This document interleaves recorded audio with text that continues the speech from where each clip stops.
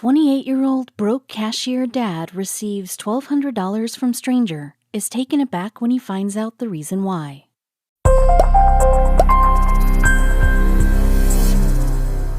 Generosity and honesty are some of the values that don't come by too often. But when they do, the universe finds a way to reward the people who possess them. Such is the story of Gerald McAllister, a 28-year-old cashier who received a handsome amount of money one fine morning from a stranger. Who could it be, and why were they sending Gerald money? What could they possibly want from an ordinary man like him? It was a sunny morning in Tacoma, Washington. Gerald was lying awake in his bed, minutes away from his alarm going off. He didn't sleep much last night, but then again, it has been that way for months now. After the event that turned his life upside down, it was difficult to sleep. Losing a mother would do that to anyone. His thoughts kept him awake most nights, but waking up was not a pleasure either. How do you stay awake when the reality is worse than your dreams? Gerald lost his mother to a pulmonary embolism back in December. Everything happened so quickly. One minute they detected a blood clot in her lungs. The next minute they were giving them the bad news. Life had just not been the same after that. As the younger child, Gerald was very close to his mother. He took the loss especially hard. It wasn't all bad for Gerald. He had a family, an elder brother, a lovely wife, and a beautiful 5-year-old daughter. They kept him strong, kept him going. On days when he wanted to crumble and fall apart, they held on to him tight. When he wanted to give up on everything, he mostly focused on taking care of his daughter. She was the light of his life. The McAllister family was in a tight position financially for quite some time now. Gerald has been working at the store for almost 12 hours every day just to pick up extra cash. He had to put his daughter through school and did not want, even for 1 second, for her to not be provided for. He wanted her to have everything she ever wanted, which has been a bit of a challenge for a little while, but they all do their best. The alarm went off on his nightstand. Sunlight was peeping in through the blinds of his windows. Gerald rubbed at his eyes with the back of his hands. It was time to get out and face the world. He got up in his bed, his legs dangling at the side. He looked at the clock, 7:01 a.m. Time to get to work. Gerald was a cashier at a natural pet food store. The keys jingled in his hands as he made his way across the parking lot to the entrance of the store.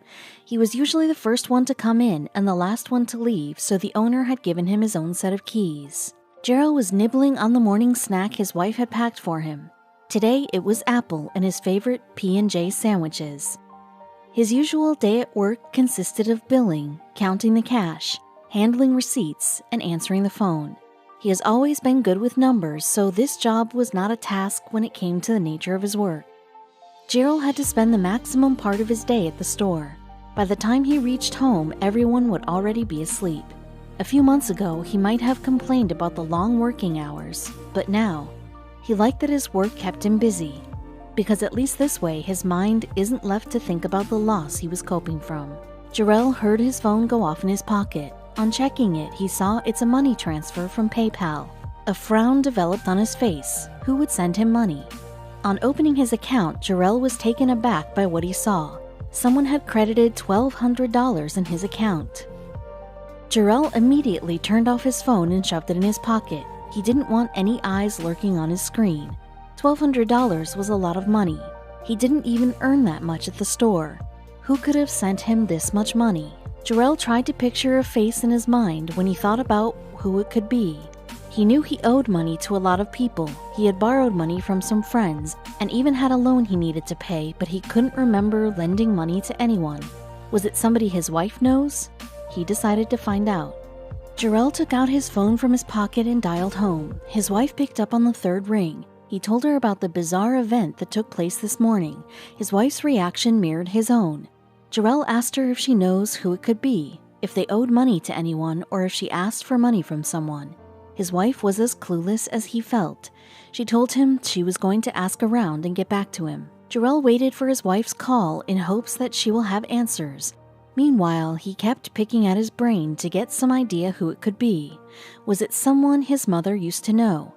But that can't be the case. His mother didn't have many friends, and if she was owed any kind of money, she would have told him or his brother. Gerald's phone started ringing in his pocket. It was his wife. He hurriedly answered the phone. To his disappointment, she didn't find out anything.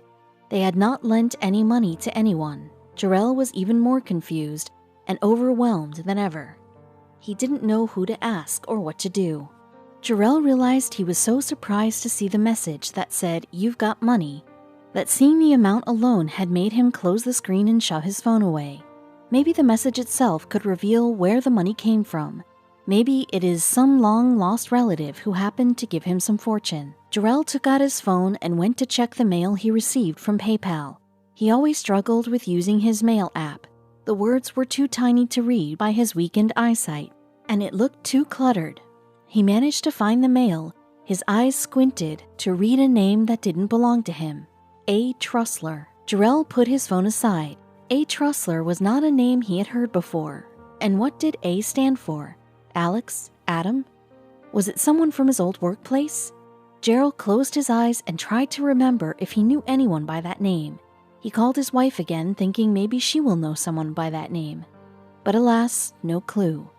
Jarrell could feel his head beginning to hurt by this point. Jarrell thought of one idea every millennial thinks of when they have to look for something: the internet. He decided he's going to search for this name on different social media platforms and find this person. Things could only go two ways from there. Either he will recognize the person or he won't. If he didn't recognize him, he could reach out to them and ask why they have sent him money. Finding someone on social media was not as easy as it looked, at least not for Jarrell. He went on different platforms and searched for A. Trussler, but to his disappointment, he could not find any leads. He did not plan on quitting though, because he had not checked Facebook yet. To his relief, there were many A. Trusslers on Facebook. Jarrell was able to find a man named Alan Trussler who lived in Colville, Washington. He was an old man, maybe in his late 50s. One thing was for sure, Jarrell did not know this man at all, and he could not be associated with the McAllister family in any way. Jarrell was about to reach out to him when he saw a Facebook post he added less than 10 hours ago. The post was about his daughter Melissa Trussler, who had just turned 30. He was wishing her lots of love and happiness. As Jarrell's eyes roamed across the words, his brain began to click. He remembered there was something attached to the mail. Things started to make sense all of a sudden. He quickly went to see his PayPal mail again, this time knowing what to look for. Jarrell read the message that appeared on the screen. It was a birthday message from a father to his daughter.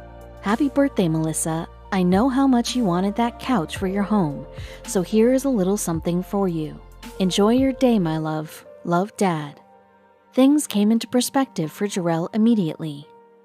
Melissa's dad had accidentally sent him the money he was supposed to give to his daughter. About 300 miles northeast of Tacoma, Alan Trussler was cursing himself for doing something so unbelievably stupid. Melissa, his daughter, was turning 30. He wanted to buy her something she would love, but 29 birthdays later, he was all out of ideas. He remembered her talking about this couch she really wanted for her place in Seattle, and then it clicked for him. He could send her the money she needed for the couch, and that way she could get what she wanted. Melissa Trussler was turning 30 in a few weeks. A new resident of Seattle, Melissa was busy for the past couple of weeks decorating her new apartment. After losing her brother 5 months ago, Melissa couldn't stay in the same house anymore, so she decided to move out and start a new life. Melissa had her eyes on this beautiful couch that she saw at Pottery Barn. She knew it would complete the look of her living room. Even though it was kind of expensive, she knew she wanted this couch for her place, and nothing else would suffice. However, buying that couch felt like burning a hole in her pocket. Little did she know that her dad was planning something for her too. Alan used his PayPal account to send $1,200 to his daughter, or so he thought. To send her money, he needed to input her number. What he didn't realize was that he put it in her old number, which now belonged to Jarrell. This resulted in a transfer of money from Alan's account to Jarrell's, not Melissa's. Alan called his daughter and explained what had happened. Alan and Melissa were not hopeful they would be hearing from this guy. Alan had already mentally prepared himself that the money was gone. $1,200 was not a small amount, and who in their right minds would return that kind of money if they came across it? Melissa still insisted her dad call this person and talk to him once. Jarrell was still staring at his phone, astonished by the fact that something like this could happen to him. He knew he would return the money, There were no doubts about it. His mother taught him to always do the right thing, even if no one is watching. She taught him integrity. If she was alive now, he knew what she would tell him to do, so he did the same thing. Because of Melissa's request, Alan decided to contact this person who was now the owner of her old number, as well as her money. To his surprise, when he picked up his phone, he found a message showing that the money had been returned right back to his account, and along with it, there was a message from Jarrell. Alan's screen read, "Returning the money hurts, but it's the right thing to do. Tell her I said happy birthday. I'll try to fix the problem on my end so this doesn't happen again. Take care." Alan couldn't believe people like Jarrell exist in the world. It was such a happy surprise. He called Melissa and told her everything. Melissa was deeply touched by Jarrell's honesty and decided to thank him personally. Jarrell was busy for the rest of the day. He tried not to think about what just happened. He didn't regret it, of course. It was the right thing to do after all. It didn't matter what difference having the money would make in his life. It was not his to keep. Jarrell heard his phone go off in his pocket again. He took it out and read the message on the screen. It was a thank you note from Melissa, Alan's daughter. A tiny smile made its way to his lips. Melissa thanked him for his honesty and explained how her dad still struggles with technology. At this statement, Jarrell recalled how a few months ago he received $55 from some account. He returned that too, but until now he didn't realize it was from the same person. It was from Alan Trussler. Jarrell was slightly amused by this coincidence. Jarrell started typing, "You're very welcome, but if you could tell your family and friends that a low-income black man from Tacoma with a 5-year-old daughter returned your money, I would find that helpful in improving race relations while reaffirming the amazing culture we as Western Washingtonians have worked so hard to cultivate. And that, in turn, would help me to stop kicking myself in the ass for remaining morally sound through the tough times my family and I are experiencing at the moment. In short, share the story, spread the love. Thank you." Jarrell didn't know where those words came from or why he started typing them or why he confided in a stranger. He didn't have answers to any of those questions, but all he knew is that he felt good returning the money as well as receiving the kind message from Melissa. For a second, he thought about backspacing everything, but he felt like those words needed to be heard, so he pressed send.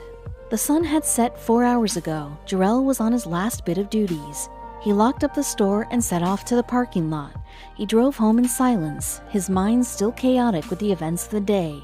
When he reached his house, everyone was asleep already. He made his way to his bedroom and lied awake in his bed for the next many hours. It was a Sunday morning, which meant no work. Jarrell was in his bed asleep for a change. He woke up to the sound of his phone, not his alarm. His phone had been going off for several minutes, again and again. He squinted his eyes, wondering who was texting him so early in the morning. Jarrell's eyes widened as he registered what was on his screen. His phone screen was cluttered with notifications from PayPal. When Melissa received Jarrell's message, she felt that his words needed to be heard, so she decided to post on her Facebook as well as Reddit. Soon after Melissa shared this story, people started flooding it with the comments, praising Jarrell for his sincerity. It was important to Jarrell that his story would break some of those racial stereotypes, and it seemed like it was working. When people came to know that Jarrell was going through a tight situation financially, they were even more touched by the fact that he returned the money. As a result, people started asking Melissa for his PayPal information. They wanted to help him out. Melissa was more than happy to share the information. She was glad people were taking this initiative. It took him a moment to realize what was happening. Jarrell had received endless donations with loving messages from people he didn't know on PayPal. His mind was crowded with so many questions. He guessed Melissa shared his story because every message was either applauding him or thanking him for returning her money. Jarrell was overwhelmed by the love he was receiving from all these people. Jarrell never felt the need to check the amount being donated to him. He cared about the messages attached to it. He enjoyed reading them and planned on replying to each of them individually. He doesn't want the money to overshadow the sentiments behind it. He never imagined that making one decision could change the face of things so rapidly. He felt thankful for the kindness that people still share in this world. Receiving warm and heartfelt messages from strangers became a part of Jarrell's day now. He couldn't believe how therapeutic it felt. It is amazing how far a little kindness can go. Jarrell replied to every message individually. He even got engaged in a conversation with a few of them. Talking to a stranger felt oddly comforting. Jarrell and Melissa were unaware of one thing they both had in common: losing a loved one. Jarrell lost his mother and Melissa lost her brother about 5 months ago. Jarrell's older brother decided to contact Melissa when he saw her post a picture of herself and her brother on Facebook saying, "It's been over 5 months since you left. I celebrate my 30th birthday 1 week from tomorrow. I wish you could be here to see it, bro." Jarrell's older brother messaged her on Facebook thanking her for shedding light on Jarrell's actions and how their mother would be proud of him and how he is even more proud of himself. He said that Jarrell is an amazing father to his niece and an amazing guy in general. He thanked her for everything she had done for him and wished her well. When Jarrell came to know about Melissa's brother, he was confounded. He was silent for a moment, at a total loss of words. He was amazed by how these shared experiences prove just how connected our communities can be. He was mourning for his mother, she was mourning for her brother, and fate created this connection between them. Out of the blue. They had never met, but they were both thankful for what they had done for each other. Alan and Jarrell had never met in person or even spoke on the phone, but they both felt that this experience was important to share in a day and age where headlines tend to lean toward negativity. They were both strangers, yet they treated each other with the utmost respect, for no reason other than their mutual belief of treating everyone nicely. Now that his story is everywhere on social media, Jarrell hoped it will inspire people to engage with someone they come in contact with. We never know what people are dealing with in their personal lives. He believes a kind word goes a long way and wishes people are inspired to spread love. Jarrell had always ensured to teach his daughter the right thing, so he decided to tell his story to her as well. He wanted to see her reaction. As he predicted, her eyes lit up when she heard the whole story. She was happy that her dad is as caring as her because she is extremely caring about everyone and everything. Her parents taught her well. Jarrell was so proud of his daughter when she quickly summed up the reason behind him telling the story to her. She said, "You're teaching me to care about other people." He nearly teared up. His little girl was more smart and sensible than he had assumed. Jarrell's integrity was an eye-opener for everyone. He was a man struggling with money, yet he knew what the right thing is and he followed through. His values are so rare to find. This only shows he was taught well and he is doing the same for his daughter, who couldn't be more proud of her dad. Money is an unusual thing. People talk about all kinds of opinions regarding it. They talk about ways to get rich, what people should do with their money. What responsibility do rich people have because they have money? Silver spoon versus worked my way up from the bottom, etc. What nobody talks about is how money should not be given the power to define a person. A person should solely be defined by his morals and actions. Whether an individual feels rich or poor depends on his mind. You can have $10 in your bank and still feel the richest person in the world. It is all about how you mind your constructs and the idea of being rich. If a person is grateful for the little things in life, then he is already rich. Whereas, even if you have all the money in the world but no meaning of life, then you will still be poor. Despite everything, money can transform someone's life. It, unfortunately, has that kind of power over us. Melissa was able to afford a couch worth $1,200, whereas for Jarrell, it wouldn't last him and his family a month's worth of expenses. But what matters in the long run are the values you carry, not the numbers of your bank account. And both, Trustlers and McAllisters, share the values they live by. By staying honest, Jarrell proved that no matter the circumstance, honesty is worthwhile. By returning those $1,200, he ended up making way more with Melissa's help. If he didn't return the money, Melissa wouldn't have shared the story. People would not have been touched by his integrity, and no donations would have been made. Having faith in humanity means trusting people to do the right thing, to believe that somehow the chaos in this universe will be eventually resolved. People like Jarrell set such examples for everyone, to make us believe in good again. It is not that difficult to care for others, to not do them wrong, yet somehow we find countless cases where that is not the case. But if there is dark, then there is also light, which is what we can take from this.